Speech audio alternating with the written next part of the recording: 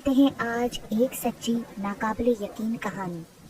آج سے تقریباً 20 سال پہلے کی بات ہے کہ ہمارے گاؤں سے شہر جانے والی سڑک کچی تھی۔ کچی سڑک کی وجہ سے آنے جانے کے لیے گاؤں والوں کو بڑی تکلیف کا سامنا کرنا پڑتا تھا۔ ظاہر ہے سڑک کچی تھی تو آمد و رفت کے لیے گاڑیاں بھی نہیں آ سکتی تھی، لہٰذا لوگ بیل گاڑی یا تانگے پر شہر جایا کرتے تھے۔ سواری کے لیے زیادہ تر تانگے تھے اور سامان وغیرہ جیسے اناج، کھاد وغیرہ لانا یا شہر لے جانا پڑتا تو بیل گاڑی پر لاتے تھے۔ شفیع بھائی کی بھی ایک بیل گاڑی تھی جسے چلا کر وہ اپنا گزر بسر کرتے تھے۔ ان کے 2 طاقتور اور خوبصورت بیل تھے۔ بڑے زمیندار اپنے اناج وغیرہ ٹریکٹر ٹرالی پر لے آتے جاتے تھے اور چھوٹے زمیندار یا ہاری اپنا اناج شفیع بھائی کی بیل گاڑی پر لے جاتے تھے اور شہر سے کھاد وغیرہ خرید کر شفیع بھائی ہی کی بیل گاڑی پر لاتے تھے۔ شفیع بھائی کی بیل گاڑی پورے گاؤں میں مشہور تھی، جس کو جو بھی کام پڑتا تو وہ شفیع بھائی کو کہتا تھا۔ شفیع بھائی دن بھر میں شہر کے 2 چکر لگاتے تھے اور شام سے پہلے گھر آ جاتے تھے۔ وہ شادی شدہ اور 3 بچوں کے باپ تھے، 2 بیٹیاں اور 1 بیٹا تھا۔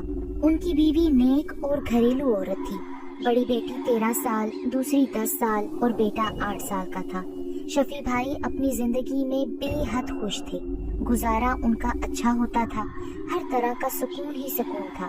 پھر کچھ ایسا ہوا کہ ان کی زندگی میں ہلچل مچ گئی۔ اس سال گندم کا سیزن تھا، ہر طرف گندم کی کٹائی ہو رہی تھی اور پھر گندم کی خرید و فروخت بھی شروع ہو گئی۔ ہر کوئی کچھ اناج اپنے لیے سٹور کرتا اور کچھ اناج شہر بیچ کر اپنی دوسری ضروریات پوری کرتا۔ گاؤں مغرب کی طرف اور شہر مشرق کی طرف تھا اور درمیان میں لمبا اور دھول مٹی اڑاتا کچا راستہ تھا۔ شہر اور گاؤں کے بیچ میں ایک پرانا بنگلہ تھا جو راستے کے ایک طرف کچھ فاصلے پر درختوں کے جھنڈ کے درمیان میں کھڑا تھا۔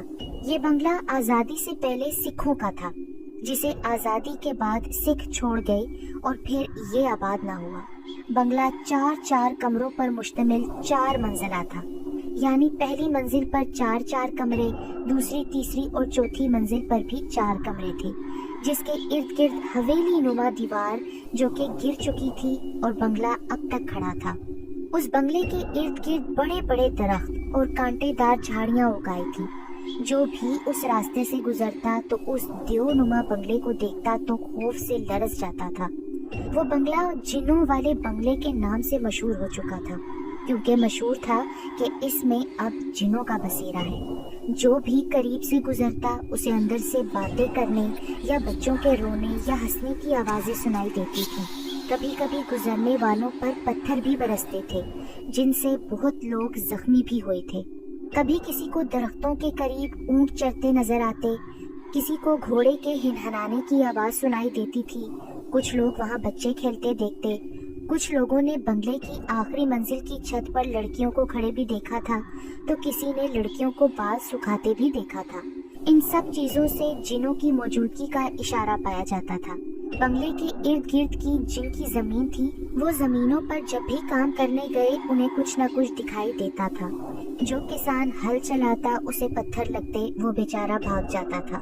جو زمینوں پر کام کرنے آتے انہیں بڑا سارا سانپ دکھائی دیتا یا بڑی سی چیل ان پر حملہ کرتی تھی۔ لوگ بیچارے ڈر کر بھاگ جاتے تھے۔ پھر جنوں والے بنگلے کے ارد گرد کی زمین بنجر ہونے لگی تھی۔ ایک دن شفیع بھائی اپنی مزدوری میں مصروف تھے۔ بیل گاڑی پر اناج کی بوریاں لاتے انہوں نے سوچا کہ تیسرا چکر بھی لگا لوں۔ تیسرا چکر لگا کر بیل گاڑی سے اناج اتار کر وہ واپس نکلنا چاہتے تھے۔ انہوں نے جلدی سامان اپنی چادر میں باندھ کر بیل گاڑی پر رکھا اور بیلوں کو تیزی سے ہانکنا شروع کر دیا۔ جب وہ شہر سے نکلے تھے تو سورج غروب ہو گیا تھا۔ اب شفیع بھائی کے دل میں خوف جاگا تھا۔ جب وہ شہر سے آتے آتے جنوں والے بنگلے کے قریب سے گزرے تو چاند اپنی جوبن پر تھا۔ ایسی چاندنی تھی کہ دن کا سما تھا۔ اچانک شفیع بھائی کے کانوں میں کچھ آوازیں سنائی تیں۔ وہ آوازیں بنگلے سے آ رہی تھیں، جیسے بہت سی عورتیں آپس میں لڑ رہی ہوں، وہ بھی چلا کر۔ عورتوں کے تیز بولنے اور چلانے کے شور سے ان کا دماغ پھٹنے لگا تھا۔ شفیع بھائی کی ریڑھ کی ہڈی میں خوف کی لہر دوڑ گئی۔ یا اللہ خیر! وہ تیزی سے بیلوں کو ہانکنے لگے اور ایک دم عورتوں کا چلانے کا شور ختم ہو گیا تو شفیع بھائی کے کانوں میں چھن چھن کی آواز آنے لگی۔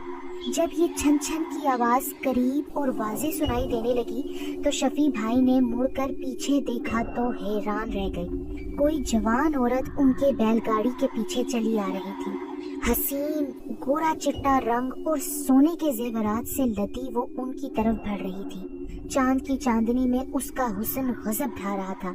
शफी भाई को खौफ ने आ घेरा और वो बैलों को तेजी से हाँकने लगे। अरे रुको! शफी भाई के कानों में उसकी आवाज टकराई तो उन्होंने बैलगाड़ी को और तेज कर दिया। अरे अरे रुको तो, मुझे भी साथ ले चलो, मैं तेरे साथ चलूंगी। और शफी भाई के बैलगाड़ी के पीछे दौड़ने लगी। शफी भाई ने बैलों पर लाठी बरसाई ताकि वो और तेज चले। अब औरत भाग भाग कर बैलगाड़ी पर चढ़ने लगी तो शफी भाई ने उसे धक्का दिया और वो धड़ाम से नीचे गिर गई। कुछ लम्हे बाद वो धूल में गायब हो गई और फिर उठकर बैलगाड़ी पर चढ़ने लगी और शफी भाई ने फिर धक्का दिया। वो फिर गिर पड़ी और फिर उठकर बैलगाड़ी पर चढ़ने लगी। जब वो चढ़ती तो शफी भाई एक हाथ से बैलों की रस्सी थामे दूसरे हाथ से उसे धक्का देकर गिराते रहे। बैल भी पूरी कुव्वत से दौड़ रहे थे। आखिरकार वो औरत पीछे रह गई और शफी भाई वहां से निकलने में कामयाब हो गए। उन्होंने घर पहुंचकर दम लिया। घर आते ही बैलों को गाड़ी से खोल दिया। बैल भी तेजी से दौड़ने की वजह से हाँफ रहे थे। शफी भाई बैलों को बांधकर बीवी से कहने लगे कि गाड़ी पर चादर में बांधा हुआ सौदा सलफ पड़ा है, उसे उठा लाओ। जब बीवी गाड़ी से सामान उठाने लगी तो क्या देखती है कि सामान के पास एक हार पड़ा था। वो शफी भाई से कहने लगी, ये हार किसका है? जब शफी भाई ने हार देखा तो दंग रह गई। एक भारी सोने का हार था जो यकीनन उस जिन औरत के गले से गिरा था।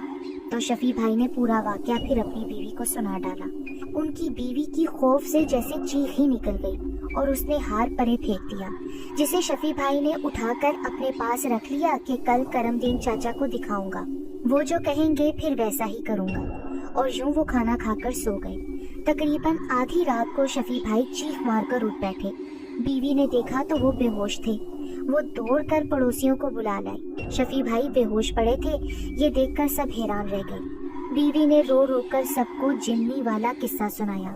किसी ने कहा कि करमदीन चाचा को लाओ और फौरन करमदीन चाचा को बुला लिया गया। करमदीन चाचा आए और कुछ पढ़कर शफी भाई पर फूंक मारी तो शफी भाई की आंख खुल गई और वो उठकर बैठ गए। करमदीन चाचा ने सबको वहां से जाने को कहा तो सब अपने अपने घरों को चले गए। फिर करमदीन चाचा ने शफी भाई से पूछा तो शफी भाई ने सारा वाकया चाचा को सुना दिया। फिर कहने लगे कि अभी मैं सोया हुआ था कि एक औरत मेरे जिस्म के ऊपर चढ़ने लगी। मैं सीधा सोया हुआ था, जैसे ख्वाब में देख रहा था। कुछ जागी और कुछ सोई हुई मिली जुली कैफियत में था।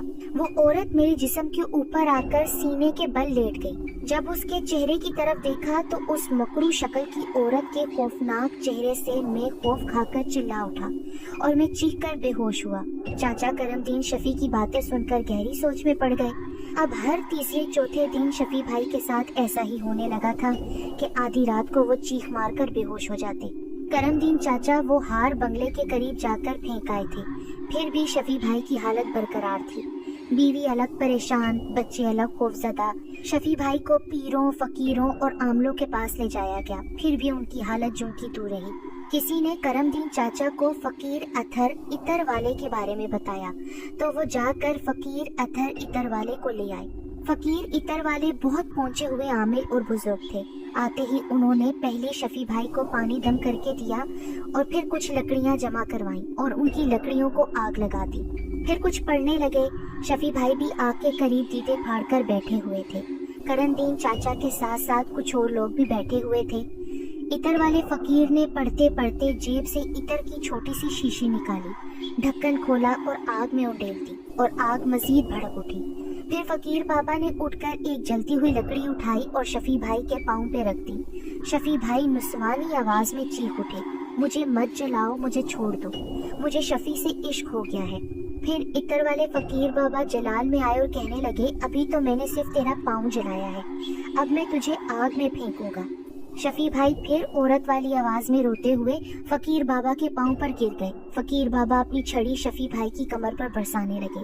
शफी भाई नुस्वानी आवाज में चीखते चिल्लाते रहे मगर फकीर बाबा उन्हें मारते रहे। फिर शफी भाई नुस्वानी आवाज में कहने लगे, अगर मैं जाऊंगी भी तो इसे बर्बाद करके जाऊंगी।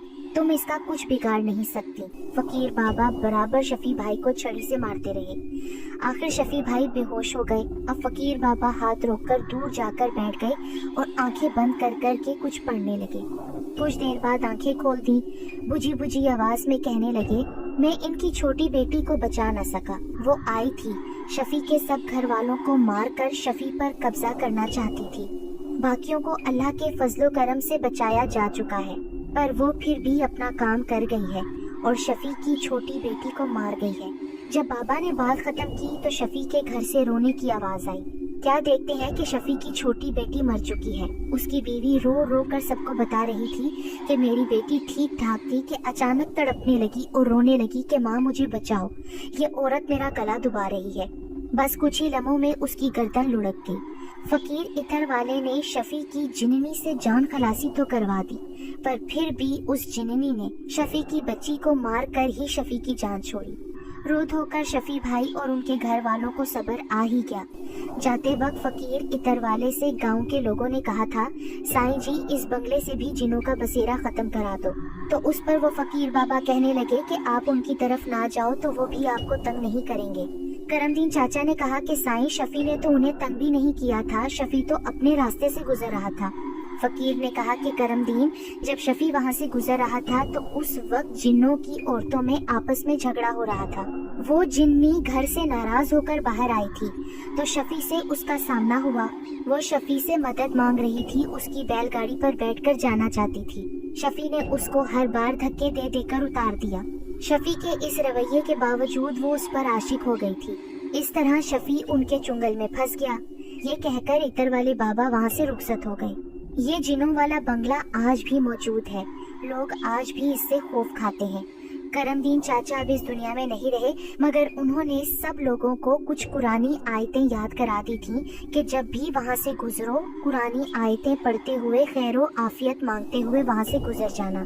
शफी भाई भी अब सुकून से जिंदगी गुजार रही है, लेकिन उस जिननी ने शफी भाई की उस बेटी को मार डाला जिनसे वो जुनून की हद तक मोहब्बत करते थे।